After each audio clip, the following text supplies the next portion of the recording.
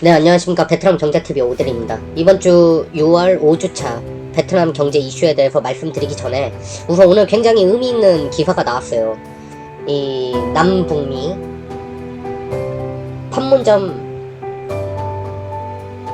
깜짝 회동을 하게 됐습니다. 우선은 제가 과거에 한 2주, 3주 전에 찍어놨을 때도 이 경협주를 봐야 된다, 경협주를 해야 된다, 사실 여러 번 말씀을 드렸고, 사실 제 지인들한테는 오늘 연락이 진짜 많이 왔어요. 그럼 제가 왜 경협주를 관심있게 봐야 됐는지 생각을 한 3가지 이유가 있습니다. 아, 4가지요. 우선 첫 번째로는 저의 주력이 베트남이기 때문입니다.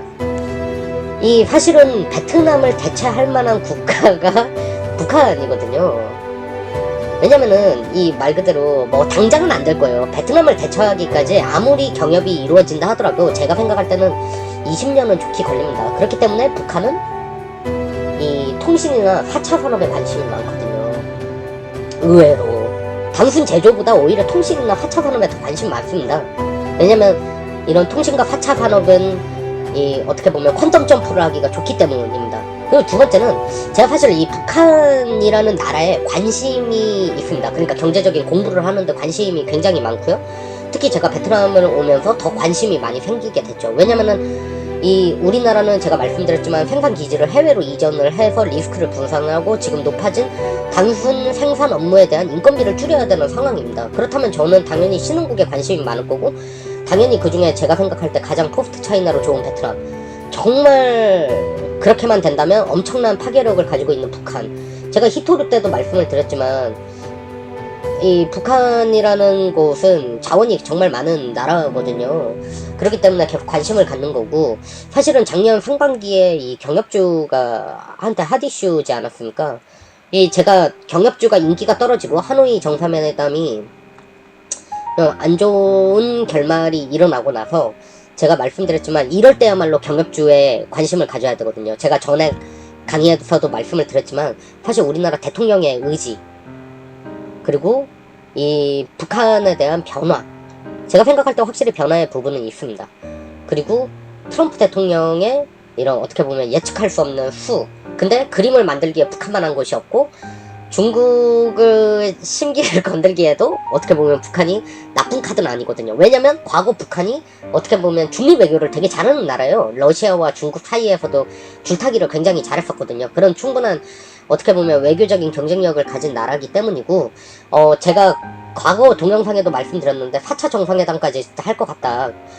그러면 저는 무슨 제가 점쟁이도 아니고 이런 거를 어떻게 아냐. 당연히 공부를 해서 하는 거고요. 제가 4번째에도 말씀드리겠지만 이 태용호 공사님의 저는 이런 강의나 방송을 좀 많이 봅니다. 왜냐면은 그분이 확실히 이 북한의 어떻게 보면 고위층에 계셨었고, 그러다 보니까 북한의 정말 심리적인 부분을 많이 말씀을 해주시더라고요.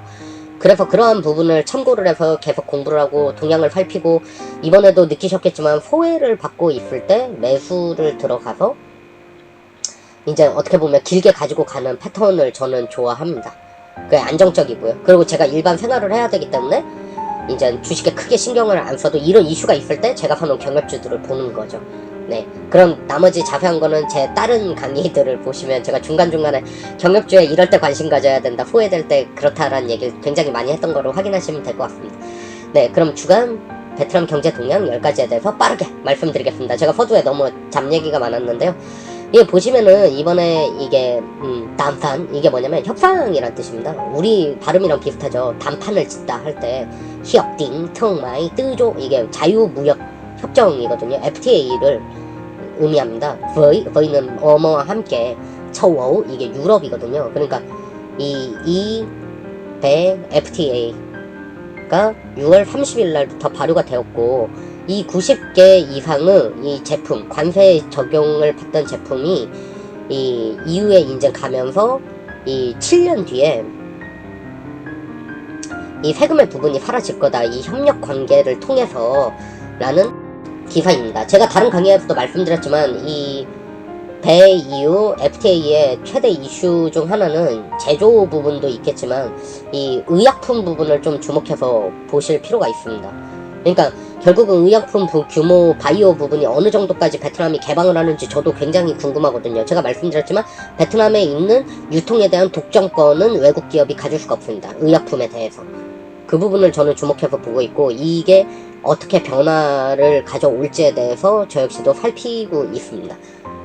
이 점이 관전 포인트라 생각합니다. 이거 굉장히 부러운 기사인데요. 이 GDP, 이 6개월간 상반기 베트남 GDP가 6.76% 성장을 했다 라는 기사입니다. 그리고 지금 우리나라의 이 정보통신산업진흥원이 베트남 IT 인력 양성 교육 사업을 추진을 하고 있다 라는 기사입니다. 그러니까 이게 IT 인력 양성 교육 프로그램을 추진을 하는 이유가 뭐냐면, 저도 베트남에 와가지고 제가 말씀드렸지만 R&D 기술은 한국이 좋아요. 심지어 베트남 대기업들도 제가 다른 강의에서도 많이 사례를 말씀드렸는데, 이 R&D는 한국에 투자를 많이 합니다. 그러면 이 IT 인력 양성을 왜 하냐? 제가 IT에 대해서 잘은 모르겠는데요. 제가 물론 우리 회사가 빅데이터도 합니다. 예, 저희가 인력이 있었는데 제가 쫄딱 망했거든요. 이거 좀 공부를 해서 들어가야겠더라고요. 돈을 좀 많이 날렸어요. 이거 신사업으로 추진을 하다가.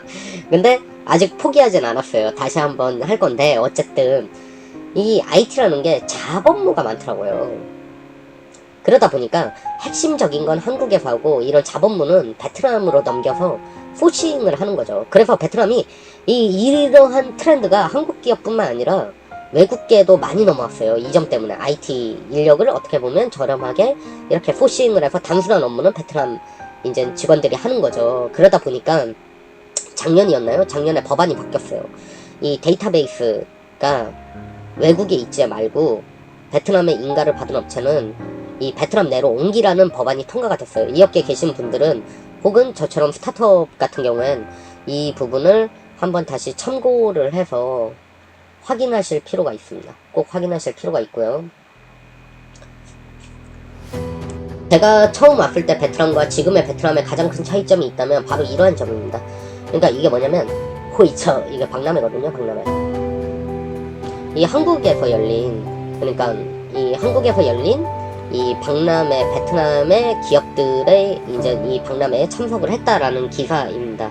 여기 이제 어떤 회사들이 참가를 했었냐면, 비나밀크, 에코링크, 이런 회사들. 비나밀크는 한때 시총 1위였던 회사거든요. 베트남에. 지금은 빈그룹이지만. 이런 시총 1위를 했던 회사가 이런데, 제가 이제 베트남을 요즘에 깜짝 놀라게 생각을 하는 점 중 하나가 이런 적극성입니다. 그러니까 아직은 한국에 비해서 떨어지는 건 맞지만 이 베트남 역시도 발전을 하고 있다는 거죠. 그러니까 이런 부분이 제가 생각을 할 때는 좀 위협적으로 느껴진다라고 생각을 합니다. 참고로 제가 이 자료를 한 3일 전에 완료를 했거든요. 어제 제가 이런 깜짝 이슈가 터질 것 같더라고요, 느낌이. 그래가지고 제가 일부러 촬영을 좀 늦게 했습니다. 다 그 결과를 좀 보고 촬영을 해야겠다는 생각에 자료는 바꾸지 않았고, 왜냐면 제가 10개, 5개는 딱 왁구를 맞춰놨기 때문에 그렇게 했습니다. 서두가 좀 긴 게 마음에 계속 걸려서 좀 말씀드렸습니다. 이거는 굉장히 좋은 기사인 것 같아요. 그러니까 M2 통화가 11.49%밖에 안 된다는 건 굉장히 낮은 거거든요. 그러니까 베트남 정부는 지금 현금 거래를 최대한 줄이려 하겠습니다. 왜일까요? 베트남 정부는 FOC 등 돈 쓸 데가 굉장히 많아요. 예산이 필요한 나라입니다. 근데 베트남은 현금 비율이 높지 않습니까? 그렇다 보니까 지하 경제가 굉장히 커요. 그럼 이 지하 경제를 끄집어낼 수만 있다면 세수 확보를 더 할 수가 있는 거죠. 그렇다면 베트남 정부가 추진하고 있는 경제 발전을 위한 FOC 투자에 과감하게 투자를 할 수 있다는 거죠. 그렇기 때문에 이런 현금 없는 날부터 해서 많은 이런 정책적 의지를 보여주고 있는 거고, 이 기사의 내용은 결국은 이제 제가 알아본 바로는 이 CIEM이라는 기관의 보고서를 통해서 제가 분석을 해서 정리를 한 겁니다. 그러니까 지금 ATM기는 전국에 18,170개, 이게 최신 자료인데 2018년 자료더라고요. 포즈가 29만 개. 그럼 제가 왜 이 자료를 갑자기 뜬금없이 꺼냈냐면 이 기사 때문입니다. 이 베트남 모바일 결제 시장이 167%로 급성장을 했다. 근데 여기서 중요한 게 뭐냐면은, 베트남 같은 경우에는 우리의 어떻게 보면 모바일 전자판거래, 제가 저번 주였나요? 이 비에텔이 전자판거래 시장에 들어갔다라고 이 주간 경제 동향에 말씀을 드렸는데, 이 전자상거래가 우리가 생각하는 것처럼 전자상거래를 결제를 이렇게 무조건 모바일 결제로 하는 게 아니거든요. 전자상거래를 하더라도 현금 결제를 하는 시스템으로 되어 있습니다. 그렇기 때문에 이러한 부분들을 굉장히 베트남 정부는 이러한 목적에 해결을 하고 싶어하고, 그리고 실질적으로 이런 방향으로 가는 게 베트남 경제 발전과 어떻게 보면 베트남 성장의 퀄리티를 바꿀 수 있는 절호의 기회가 될 수 있기 때문에 이런 부분에 집착을 하고 있다라고 저는 생각하고, 여기에 이 기사에 굉장히 중요한 건 알리엑스라는, 저도 이 회사를 처음 들어봤는데 이게 한국 회사더라고요. 제가 찾아보니까 매출이 네이버 기준에서 그렇게 큰 회사가 아닌데 이 회사가 약 한 8천억 원을 이 지금 모바일 결제 시장에 대한 인프라 구축에 투자를 하겠다라고 이제 발표를 했습니다. 그래서 이 부분은 저도 좀 틈틈이 모니터링을 하면서 볼 필요가 있을 것 같다라고 생각을 합니다. 이게 뭐냐면, 이 C망이 뭐냐면 이 시멘트라는 뜻입니다. 제가 이거를 왜 넣냐면, 이제 제가 틈틈이 좀 시장에 대한 MS를 조금씩 말씀을 좀 드리려고 하는 건데, 사실 제가 말씀을 드렸지만 베트남에도 잘하고 있는 제조들이 있어요. 그러니까 이 시멘트와 레미콘 업체들이 한국 기업들도 많이 들어갔거든요. 시멘트와 레미콘, 시멘트랑 레미콘은 다른 동종 업계긴, 비슷한 업계긴 하지만 다른 산업입니다. 예, 성신량에도 지금 베트남에 들어와 있잖아요. 그리고 성신량의 계열사인 아띠제도, 이거 맞나요? 맞춤법이? 아띠제도 지금 이 한국만큼 인기가 있는 건 아니지만 그래도 뭐 제가 알기로는 조금 적자를 보고 있다라고, 아마 사업자가 성신 F&B로 돼 있을 겁니다. 제가 스터디해본 결과는. 네, 제가 스터디를 해본 결과는 아마 적자이지 않을까라는 조심스럽게 말씀을 좀 드리고요. 확실한 건 저도 잘 모르겠습니다. 제가 경영 지표를 까볼 수가 없기 때문에, 그리고 제가 까보고 싶다면 베트남 법인에 대한 걸 까보고 싶기 때문에, 이 어떻게 보면 IFRS로 엮어서 들어오는 것보단 현지가 더 정확하고, 현지 역시도 저는 정확하다고 보지 않기 때문에 제 눈을 가장 믿습니다. 제가 돌아본 결과는 이제 한국만큼 엄청 잘 되는 것 같지는 않다라는 생각을 성신양의 그룹, 이 베트남 진출의 전반적인 부분에서 좀 많이 느꼈고, 이 수원선이라는 회사가 지금 베트남의 이 시멘트 공장에 추가적으로 투자를 한다, 이런 기사가 나왔는데, 사실 우리나라의 시멘트와 레미콘, 제가 이 아주도 진출을 해 있잖아요. 아주는 제가 알기로 다른 비즈니스 때문에 진출을 한 걸로 알고 있는데, 지금 아주 같은 경우에도 호치민에 진출을 해 있는 상태입니다. 아주그룹이 워낙 사업군이 다양하기 때문에.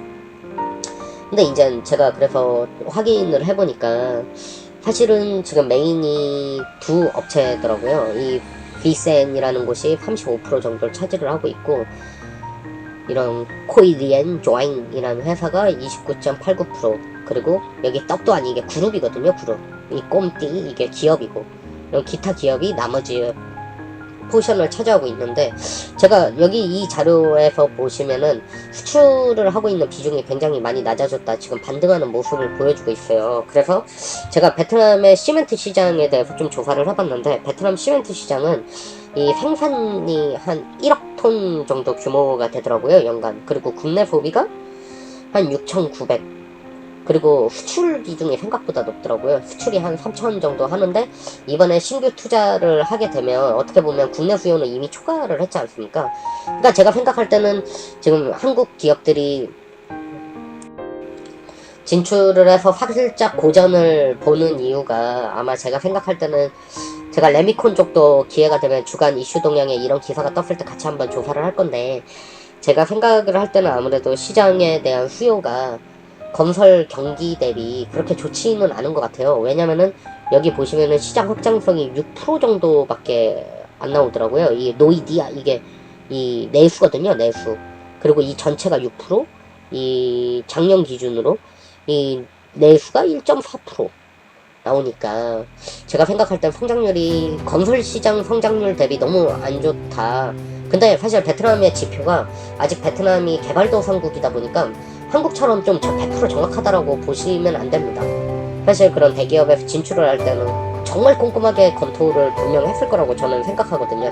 결코 감으로 하지 않습니다, 기업들이.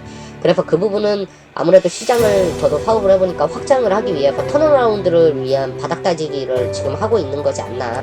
LF 전선아시아가 자리를 잡았던 것처럼 어떻게 보면 그런 인프라 기반을 다지는데 지금 총력을 해서 MF와 적자폭이 생기고 있는 것 같다는 느낌을 많이 받았습니다. 예, 제가 정말 주목하는 회사 중 하나인데요. FPT라는 회사가 있습니다. 이 회사를 한번 주목해서 보셨으면 좋겠습니다. 이 회사가 이제 소프트웨어랑 IT 회사거든요. 그리고 FPT가 삼성 협력사입니다. 그리고 참고로 이 한국에도 서울에 법인이 있습니다. 서울지사가 있어요, 이 회사. 그래서 저도 정말 좀 재밌게 봤었는데, FPT가 참고로 일본에도 기술 때문에 투자를 많이 하고 있는데, 지금 이 내용이 뭐냐면, 이 베트남에 이 보시면은 이 스카이와이즈라는 이런 어떻게 보면 이 IT 소프트웨어, 이 에어버스, 이게 항공, 이게 이 항공이거든요, 항공. 에어버스와 이런 IT 개발을 할 수 있는 이러한 조건들이 있다고 합니다. 제가 이 기사를 통해 알게 됐는데 거기에 FPT가 들어가게 됐다. 그래서 FPT 역시도 앞으로 스카이와이즈를 통해서 이제 같이 이런 IT 개발을 하고 이런 IBM이 포함된 회사가 이 유럽에 포함된 회사가 IBM 같은 회사라 그러네요. 그런 회사들과 협업을 통해서 프로그램 개발을 할 수 있다라는 기사고, 제가 이 회사 비에텔 특히 주목을 하는 이유가 이 기존에 제가 생각하고 있는 베트남 회사 차이점을 보이기 때문입니다. 특히 이 비에텔과 이 FPT 같은 경우에는 한국식으로 기술을 굉장히 강조를 하거든요. 기술에 굉장히 많은 투자를 하고 있고요. 그렇기 때문에 이 부분은 이 회사를 한번 주목해 보시라고 제가 넣습니다. 이 남양 유업의 베트남 분유 매출이 170억이 나왔고, 이게 롯데푸드 베트남의 11배다 라는 기사입니다. 그러니까 제가 분유업계도 이번에 포함을 넣은 이유가 뭐냐면, 이 우리나라 분유업계가 이 고질적으로 가지고 있는 이 분유 산업은, 이 낙농업은 이 쿼터제예요, 쿼터제. 아마 이 업계에 계시는 분들 다 알고 계실 거예요. 쿼터제거든요. 근데 예전에 제가 갑자기 헷갈리는데 구제역인가? 뭐가 터지고 나서 이 공급량이 확 떨어진 적이 있어요. 근데 아시겠지만 우리나라가 위기 극복에 굉장히 빠릅니다. 너무 과하게 극복을 해가지고 공급량이 수요량을 확 초과를 해버린 거예요. 쿼터제다 보니까 이게 우리가 이 쏟아져 나오는 물량을 시장에 풀어야 되는데 시장은 이 수요가 한정돼 있지 않습니까? 그렇기 때문에 이 한동안 이 유제품 업체가, 낙농업체가 심지어 서울우유까지도 실적이 한동안 안 좋았다는 이유가 이러한 이유 때문이거든요. 그렇기 때문에 중국으로도 뭐 분유 등등 많은 제품들을 개발해서 커피 우유도 만들고, 잘 생각해보세요. 우유와 관련된 것들을 어마어마하게 이걸 극복을 하려고 이 산업에서 개발을 많이 했고, 그렇게 이제 해외 진출을 하게 된 거죠. 그래서 제가 이 기사를 넣은 이유도 한번 주목해 보셨으면 좋겠다. 왜냐면 제가 생각할 때 기업은 위기를 겪었을 때 가만히 있진 않거든요. 그 위기를 극복하기 위해서 어떻게 보면 좀 이 시장 원리라는 게 굉장히 슬기롭게 대처를 해서 이제는 어느 정도 반등할 때가 되지 않았나라는 생각을 하고 있습니다. 네, 이게 뭐냐면 이 노이딱, 이게 협력사랑 파트너사라는 뜻입니다. 이 애플의 파트너사가 열었다, 이 냐마이, 이게 공장을 열었다는 건데, 랍잡, 이게 단순 제조 공장, TV에 대한 이게 본무의 이 47호, 이게 100만이거든요 4천억 USD 달러를 이 광린에 했는데, 이게 홍화입니다.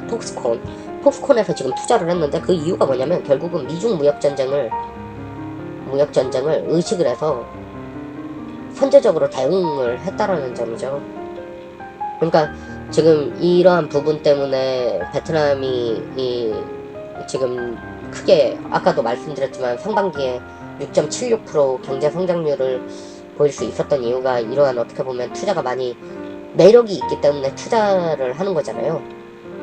네, 매력이 분명 있긴 합니다. 그 부분 때문에 투자를 하고 있고, 조심스럽게 올해도 7%, 그리고 VN지수 1000포인트를, 저는 말씀드렸지만 지금 다 경기 힘들다고 하는데 저는 한동안은 주식과 부동산 폭등장이 올 거라고 계속 생각을 하고 있고요. 그러한 부분의 흐름에서 한국 같은 경우에는 경기가 살아나서가 아니라 남북 경협을 속도 빠르게 진행하는 경우를 제외하고요.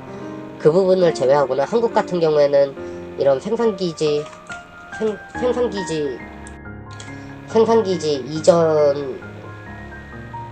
이전에 따른 어떻게 보면은 수출이 어느 정도 진행이 될 거라 생각을 하고, 한국은 R&D에 대한 기술 개발 능력이 있기 때문에 그러한 강점을 다시 살려나갈 거라고 생각을 합니다.